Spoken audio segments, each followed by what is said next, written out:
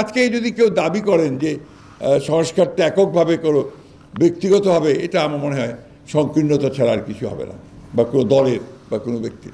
আমি এখানে কোনো সংকীর্ণতায় ভুগি না, যে আমার কৃতিত্ব থাকলো কি থাকলো না, বিএনপির কৃতিত্ব থাকলো কি থাকলো না, এটার আমার সংকীর্ণতায় ভোগার কোনো কারণ নেই।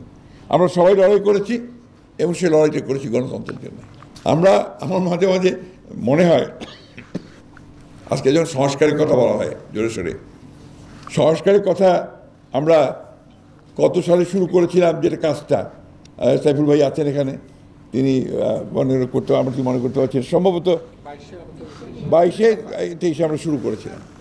এবং আমরা এগুলো দিনের পর দিন আলাপ আলোচনা করে বিভিন্ন আপনার যারা এই বিষয়ে বিশেষজ্ঞ আছেন তাদের সঙ্গে কথা বলে, অন্যান্য দলগুলোর সঙ্গে কথা বলে, রাজনৈতিক ব্যক্তিত্বদের সঙ্গে কথা বলে আমরা কিন্তু জনাব তারেক রহমান সাহেবের নির্দেশে আমরা এগুলো আপনার তৈরি করেছিলাম।